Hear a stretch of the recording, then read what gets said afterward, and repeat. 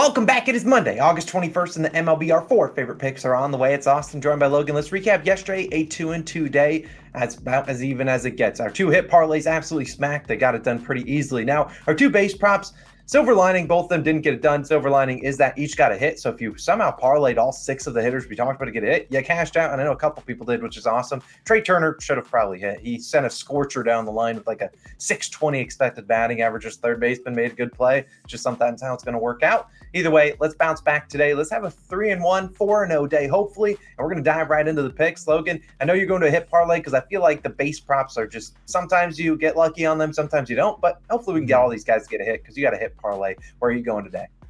Yeah, as you mentioned, hit parlays to me, why are we betting a lot more hit parlays? Well, because Austin and I think, are really good at targeting guys to get at least one hit, but then it's usually a single. And then I'm usually praying that they get a second hit. Like yesterday, we saw Horner and Turner both get a single. So I think hit parlays are just the better bet to make, especially because the books aren't giving me great odds on a guy to get extra base hit. You're getting plus 100, minus 110, or minus 105 these days. So I'd rather take a hit parlay, with two guys. And I really do like these hitters. I'm taking Jose Altuve of the Astros and Ketel Marte of the Diamondbacks, each to record a hit, plus 105 odds on Bet365, currently your best value. Now, Austin and I will talk about where the next best odds live. It's on FanDuel, minus 110. I know we've had several comments like, I don't have Bet365. Okay, well, if you have FanDuel, which is a very widely available book, minus 110 isn't that big of a difference. So you can still play it there. And, let's start with Jose Altuve. He faces James Paxton in the Red Sox today. Against James Paxton, Altuve 11 for 34, hitting 324 on the year.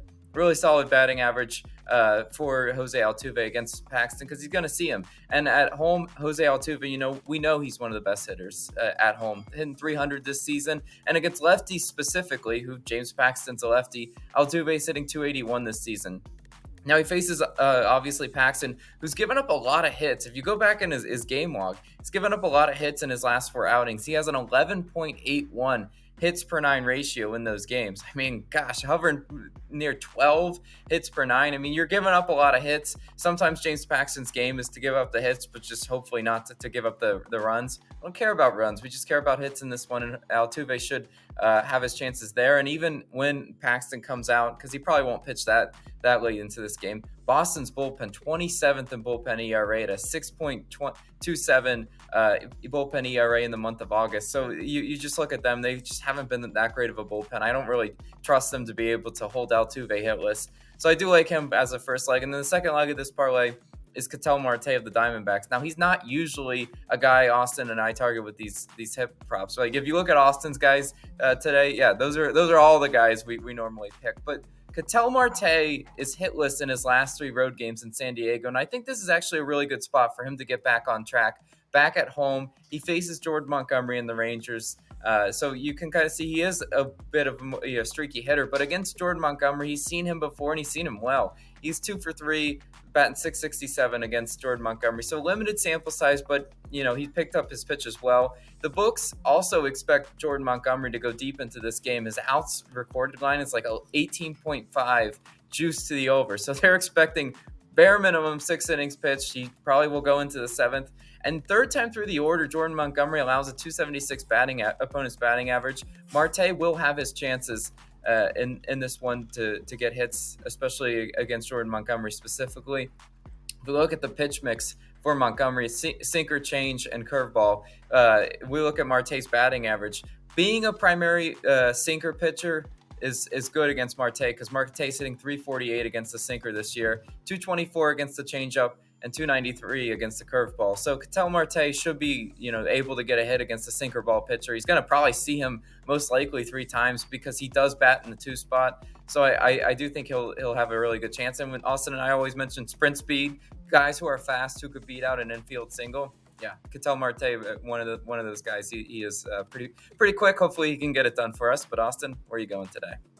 Yeah, so you touched on I got a hit parlay, and this one's a themed hit parlay, which has a 100% chance of smacking because we're betting on the Rileys today. We're betting on Riley Green and Austin Riley each to record a hit. This is minus 104 on Bet365, minus 114 on DraftKings, I believe minus 118 on FanDuel. So getting about the same value across all the books. Now, honestly, I was typing this up. I didn't even think about them both being Rileys in here, but I'll take it. I'll take the theme parlay anytime I can get it. Now I'm trusting two elite hitters at home where each of them find themselves. And let's dive right into Riley Green. Obviously, we love him here. Batting 344 at home this season, 307 versus right-handed pitching in general. And he does have a hit in 24 of his last 29 games. He's been super consistent for the Tigers, normally batting in that second spot. He is a lefty, so you get the lefty on right matchup today, which I'll talk about in a second. But Riley Green's been so good at home, I don't really care who he's facing, but I like the matchup he's got today, going up against Javier Assad of the Cubs. Now, Assad was a relief pitcher early on in the season for most of the season, and they recently turned him into a starter. And I got to be honest, he's been really good as a starter, but I think the regression is coming today. I don't know. Something about his other lines just make me feel like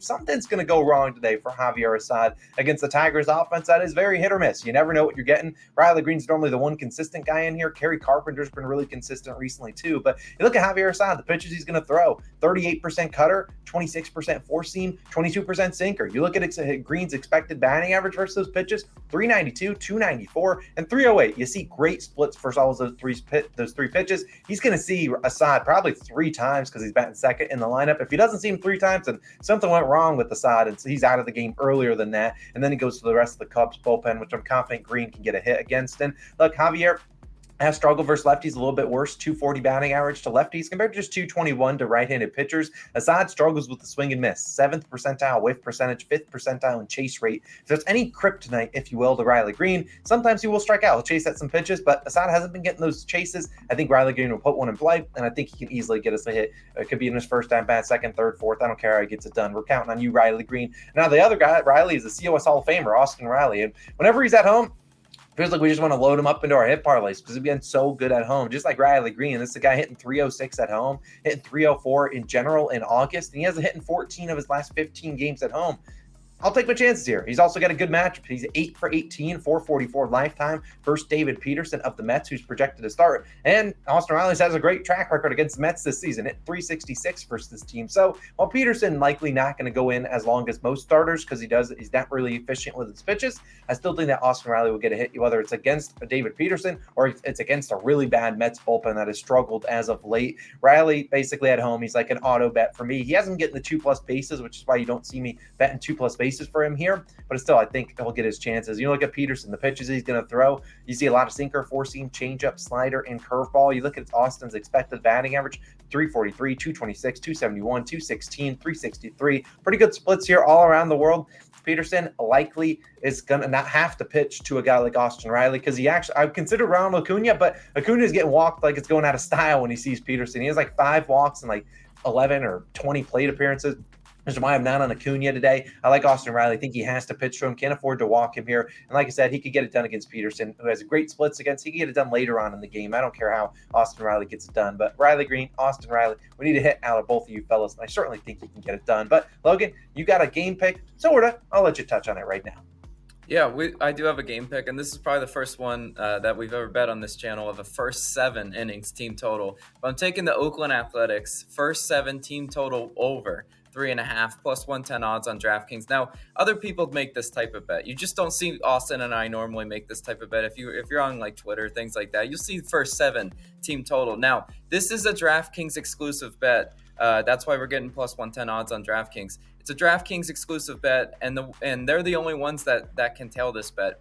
But you know what, Austin and I if you don't have DraftKings, I'm just gonna say that's tough. I'll provide you some pivots. But the DraftKings people are the ones usually kind of getting shafted in our hitter parlays because they're the ones with the 1.5 hit line. So they have to find some other way to place these. So this is a kind of a reward to you guys, and in my opinion, if we do take more of these first 7, I think there's a huge edge. That's why FanDuel doesn't offer bets like this, right? DraftKings is good for some types of things. FanDuel's good for others. You have to have multiple sports books if they are available in your area. I think that's the way to bet baseball. Now let's talk about pivots real quick. Athletics first 5 innings run line -0.5. That one's a pretty solid look. I'm seeing like -106.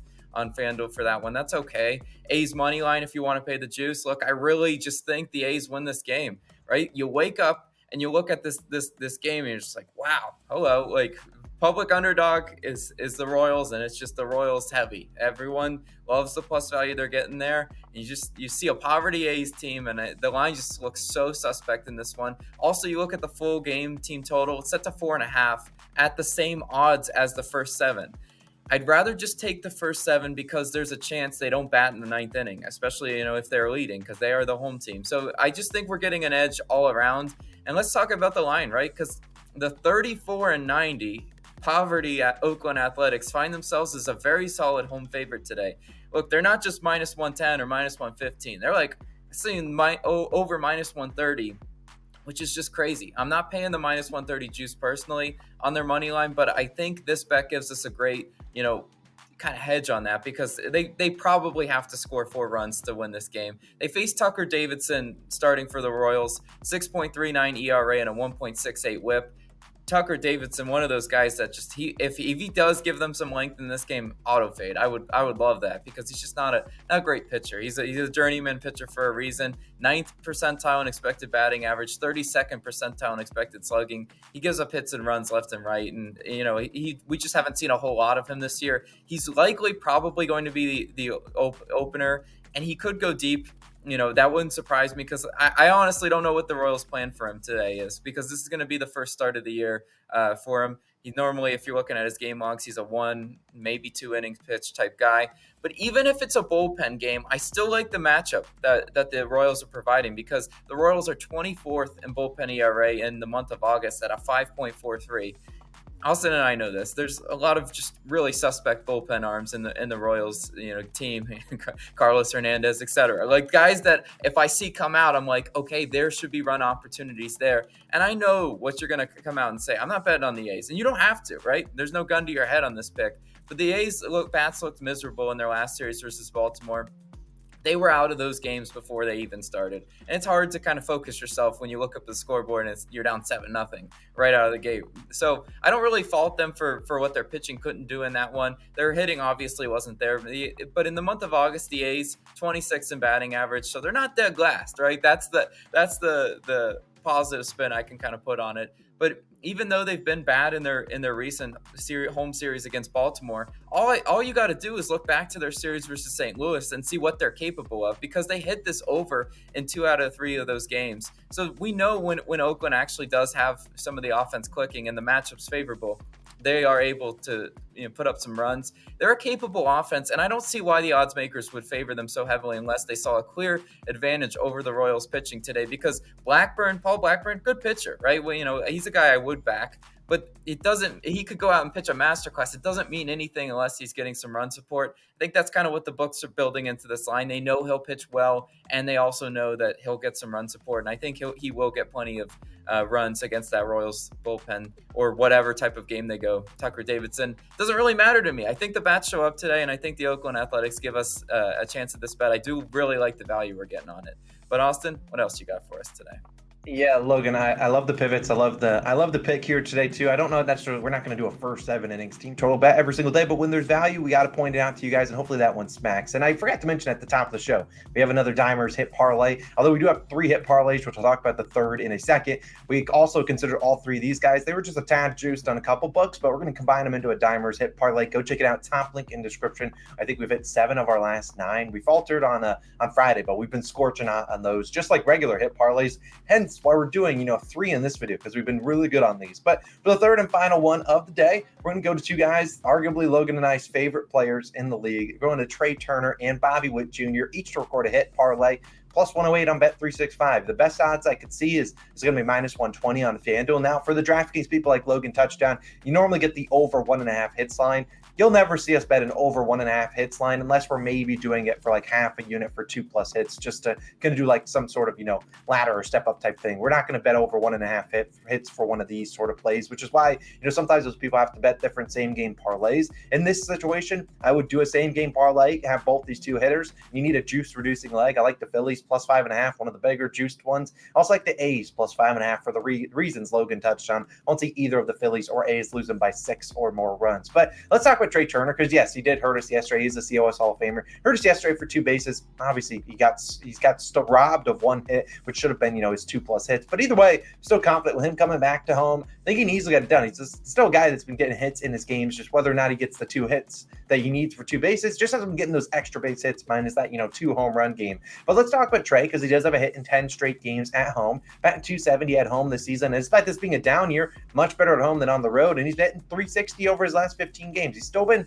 pretty good. And we're not counting on him, to go get 2 bases, which I don't hate today. But he also, the things I love, yesterday returned to the number 2 spot in the lineup for the Phillies. Is that going to be a staple for the next few weeks? I certainly hope so, because obviously you're up in the higher in the lineup. We get more plate appearances, more chances for you to get a hit. I don't really see that being a 1-game thing. So they threw out a lefty yesterday from the Nationals, or not Nationals, but I still think with throwing out a lefty, you'll want to stack some righties here today. Now, I will dive into some pitches that we're going to see for Trey Turner, why we like him, but Scott Alexander projected to start. He is a lefty, so Trey Turner will see him in his first at-bat. He throws a lot of sinkers and sliders, 2 pitches that Trey does hit well. After Scott Alexander goes out, I don't know. I mean, Alexander's just an opener. I don't know who they're going to throw in second. I tried to predict what the Giants would do a week or 2 ago as to who I thought they would bring in, and they didn't do that. So I can't really project, hey, this guy's coming in. But Trey Turner at home, he's been really consistent. The crowd obviously is going to cheer him on, and I think he's going to get at least 1 hit today. Also, another guy with elite sprint speed. He can get out those infield singles if we need him to. Now, another guy is going to be one of my favorite players. It's going to be Bobby Witt Jr. This guy's been scorching hot. I'm just going to keep rolling with him. Now, I don't mind him for 2 bases, but I think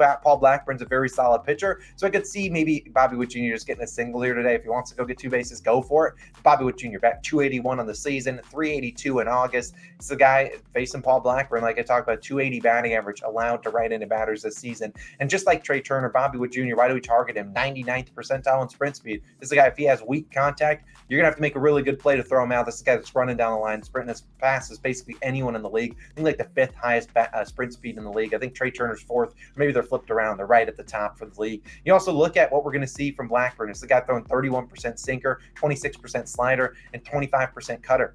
It's also a guy in Bobby Witt Jr. Expected batting average versus those pitches, 351, 268, and 328. I might have Hauser on the screen just from the last one that we just targeted. But either way, Bobby Witt Jr., I certainly think he can get it done. Has a hit in 21 of his last 25 games. I have full faith he can get it done. If it's not against Paul Blackburn, I'm very confident the A's have some guys in that bullpen that are going to come out there and throw some turkeys down the middle of the plate. Confident Bobby Witt Jr. can at least get us 1 single. So I really do like this one. Trey Turner, Bobby Witt Jr., 2 guys we love, 2 guys that have been really consistent for us. Plus 108, I think is great odds. Like I said, minus 120 is probably the next one's on FanDuel, which is a pretty big difference, but still think it should be right around that price for regular. But we'll take this one. But those are our 4 favorite picks of the day. As a reminder, Dimers Hit Parlay on the channel, on the screen. Go check it out. Click it. It should be live by the time this video goes live. If not, it'll be live in a little bit. We'll tweet it out on Twitter at Colin or Shine or at X, whatever you want to call it. Let's have a great day. Let's have a 4-0. We've had a great August so far. Let's have a great start to this week. Let's hopefully dominate. And we'll see you guys back in tomorrow for some more picks. Peace.